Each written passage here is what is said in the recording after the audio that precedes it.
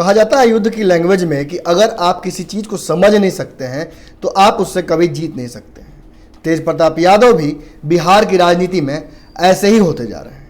ना उन्हें भाजपा समझ पा रही है, ना उन्हें राजद समझ पा रही है, और ख़ास तौर पे उन्हें राजद परिवार के जो बड़े नेता हैं, जो वरिष्ठ नेता हैं, जो लालू यादव के साथ चहलकदमी करते थे, वो समझ पा रहे हैं। तेज प्रताप यादव को उनके परिवार के लोग लगातार मनाने का प्रयास कर रहे हैं।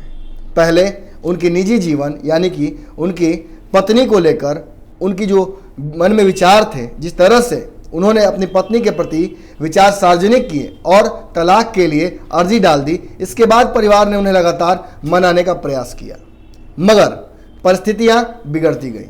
आज तेज प्रताप यादव अपनी पत्नी से अलग हैं। साथ ही साथ कहीं ना कहीं लालू यादव ने जो राजनीतिक विरासत छोड़ी थी, उस विरासत से भी तेज प्रताप यादव अलग होते जा रहे हैं।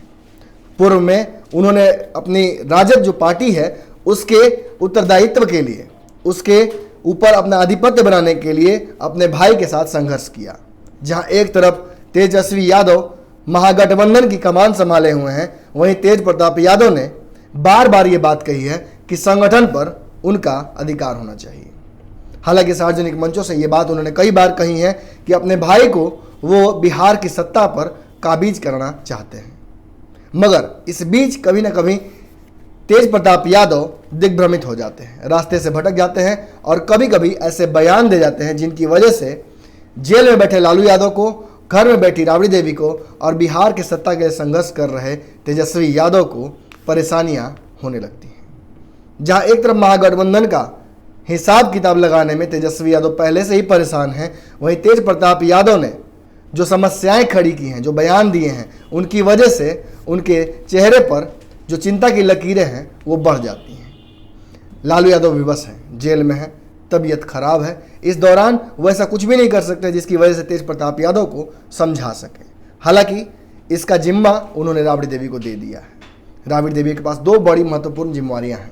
एक तो लालू यादव की गैरहाजिरी में राजद का सिंबल बांटना, वहीं दूसरा तेज प्रताप यादव को साधना। तेज प्रताप यादव को साधना इतना आसान नहीं है। ये बातें पूर्व में भी समझ आई हैं, जब तेज प्रताप यादव को लगातार परिवार ने समझाने का प्रयास किया, मगर इसके बावजूद वो नहीं माने और उन्होंने तलाक की जो अर्जी है उसे दाखिल कर ही दिया है। अब वो एडमेंट है, अब वो तलाक लेकर ही रहेंगे। मगर साथ ही साथ उन्होंने बिहार की राजनीति में जिस तरह से अपनी रुचि बढ़ाई है, खास तौर पे राजद से अलग हटकर, ये भी कहीं ना कहीं चिंता का सबब राबड़ी देवी और लालू यादव के लिए बढ़ा रहा है। बीते दिनों में कुछ बयान उनके ऐसे आए हैं जिनकी वजह से लगता है कि शायद वो अब राजद के साथ आगे नहीं रहना चाहते हैं। पूर्व में उन्होंने अपने पद से इस्तीफा दिया था राजद में, उसके बाद उन्होंने एक पार्टी बनाने की घोषणा कर दी। साथ ही साथ 2 सीटें मांगी थी तेजस्वी यादव से, जिन सीटों पर तेजस्वी यादव ने हामी नहीं भरा, जिसके बाद तेज प्रताप यादव ने विद्रोह करके बागी हो गए। अपने ही पारिवारिक पार्टी से वो बागी हो गए, और बागी होना ही नहीं, उन्होंने 2 कैंडिडेट्स को 2 जगहों से चुनाव लड़ने के लिए राजद के खिलाफ ही उतार दिया। इसके बाद बिहार की राजनीति में एक बार फिर से यू टर्न आया। बिहार की राजनीति में जबरदस्त उबाल आया, जिसको लेकर खास तौर पे मीडिया की सुर्खियों में लगातार तेज प्रताप यादव बने रहे। तेज प्रताप यादव ने पूर्व में भी कहा है कि उन्हें पता है कि कैसे बिहार के मीडिया का अटेंशन ग्रैब किया जाता है। उन्होंने ये भी कहा है कि वह लालू यादव के पुत्र हैं और उन्हें पता है कि कैसे सुर्खियां बनाई जाती हैं।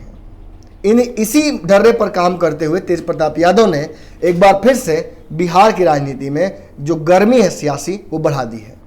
तेज प्रताप यादव ने कल ही ये इशारा किया था कि वो जयप्रकाश नारायण यानी जेपीआरजेडी के साथ मिलकर चुनाव लड़ सकते हैं। मतलब एक पार्टी है बिहार में जिसका नाम है जेपी जनता दल।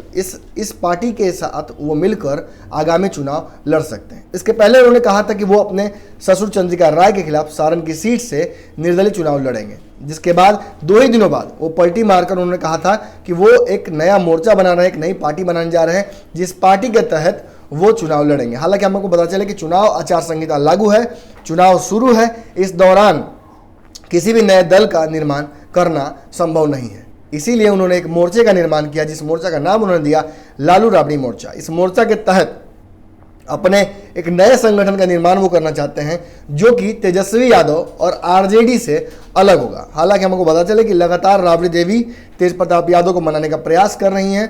पूर्व में भी राबड़ी देवी ने कई बार उन्हें मनाया है। राबड़ी देवी की तबीयत खराब है, जिस दौरान लगातार तेज प्रताप यादव के बारे में भी कहा जाता है कि वो अपनी मां को लेकर बहुत भावनात्मक रूप से जुड़े हुए हैं और उनकी बातों को वो फॉलो करते हैं। हालांकि राबड़ी देवी ने कई बार उन्हें मनाने का प्रयास किया है, मगर वो मानते नहीं दिख रहे हैं। मगर जो आखिरी अपडेट है वो ये है कि तेज प्रताप यादव अपनी ही पार्टी के खिलाफ 20 सीटों पर कैंडिडेट उतारने जा रहे हैं और ये कैंडिडेट्स एक नई पार्टी के तहत नहीं होंगे, बल्कि जेपी जनता दल जो कि एक पार्टी पुरानी है उसके तहत चुनाव लड़ने के लिए अपने 20 प्रत्याशियों को उतार सकते हैं। मगर अब जो उपलब्धियां सामने आ रही हैं वो ये है कि आज एक नया ट्वीट किया है तेज प्रताप यादव ने। इस ट्वीट में उन्होंने लिखा है, मीडिया और सोशल मीडिया पर चल रहा है कि मैंने एक नई राजनीतिक पार्टी बनाई है और दूसरी राजनीतिक पार्टी का मैं सदस्यता ग्रहण करने जा रहा हूं। मगर ऐसा कुछ भी नहीं है, ये सारी चीज़ें अफवाह हैं। मैं राष्ट्रीय जनता दल का सिपाही रहा हूं, लालू यादव का वाहक रहा हूं और मैं यही करूंगा। मैं ऐसी किसी खबर का खंडन करता हूं जिसमें यह कहा जा रहा है कि मैं राजद छोड़कर किसी और पार्टी में जा रहा हूं। तो ऐसा क्यों होता है? क्यों तेज प्रताप यादव सडनली कोई बयान देते हैं और तुरंत उस बयान से पलट जाते हैं? तेज प्रताप यादव लगातार खफा हैं, ये बातें सबको पता है कि अपने जहां एक तरफ वो परिवार से खफा हैं, वहीं राजनीतिक रूप से उनको जो मिलना चाहिए स्थान वो नहीं मिल पा रहा, जिसकी वजह से वो कहीं ना कहीं खपा है। इन्हीं बातों पर कुछ दिनों पहले लालू यादव के जो फैमिली ज्योतिष हैं त्रिपाठी जी, उन्होंने भी कहा था कि छोटे बेटे को लालू यादव ने जिस तरह से बड़ा पद दे दिया उसको लेकर कहीं ना कहीं परिवार में कलह की स्थिति उत्पन्न हो सकती है। और वही हुआ।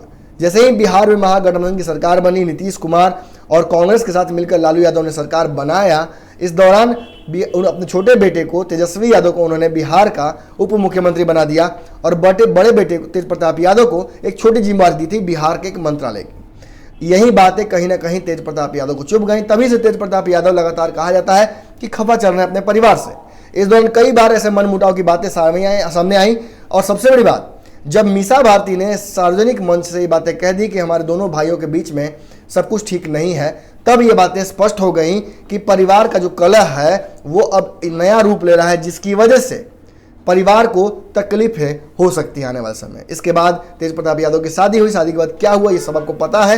कैसे तेज प्रताप यादव ने आरोप लगाया कि उनकी शादी नहीं बल्कि एक राजनीतिक समझौता कराया गया दो परिवारों के बीच में, जहां चंद्रिका राय को सारण से टिकट देने के लिए उनकी बेटी के साथ तेज प्रताप यादव की शादी कराई गई, मतलब ऐश्वर्या राय के साथ उनकी शादी हुई।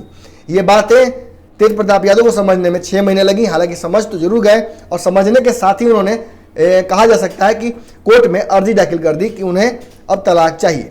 इसके बाद लगातार वो आरोप लगाते रहे। जब उन्हें पता चला कि उनके 2 कैंडिडेट्स को टिकट नहीं मिलेगा और उसके बदले उनके ससुर को ही टिकट दिया जा रहा जिसके वो खिलाफ थे लगातार सारण से, तो इस बात पे वो और भड़क गए। सारण जो सीट है वो लालू यादव की ट्रेडिशनल सीट है, वहाँ से राबड़ी यादव पिछले बार चुनाव हारी थी राजीव प्रताप रूढ़ी से, और ये सीट जो है वो दिल के बहुत करीब है लालू यादव के, इसीलिए इस सीट को कहीं ना कहीं उन्होंने दे दिया है अपने समधी को। मगर ये बातें नागवारा गुजर रही है तेज प्रताप यादव को, क्योंकि तेज प्रताप यादव ये बात जानते हैं कि अब उनका रिश्ता नहीं रह गया चंद्रिका राय से। जब ऐश्वर्या राय से ही कोई रिश्ता नहीं है तो उनके ससुर के साथ रिश्ता कैसे हो सकता है।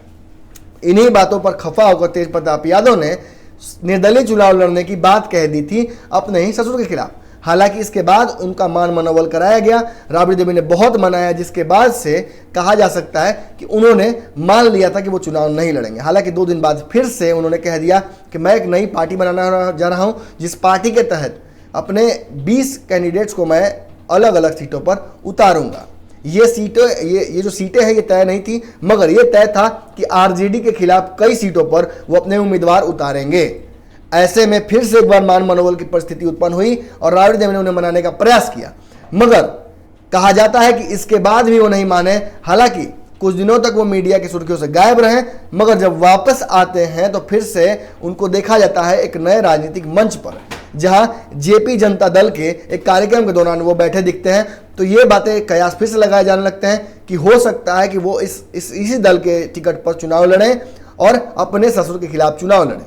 यहाँ तक कि ये भी संभावना जताई जा रही थी कि 20 सीटों पर इसी दल के तहत वो अपने प्रत्याशियों को चुनाव लड़ने के लिए आरजेडी के खिलाफ भी उतार सकते हैं। मगर अभी जो ट्वीट आया है, जिस ट्वीट में उन्होंने साफ तौर पर कह दिया कि मैं किसी इस तरह की खबर का खंडन करता हूं, मैं शुरू से ही राजद का सिपाही रहा हूं, लालूवाद का वाहक रहा हूं और मैं यही आगे चल के भी करता रहूंगा। अब इसमें एक बड़ा सवाल उत्पन्न होता है, क्या फिर से राबड़ी देवी ने समझाने का प्रयास किया तेज प्रताप यादव को? क्या तेज प्रताप यादव मान गए हैं?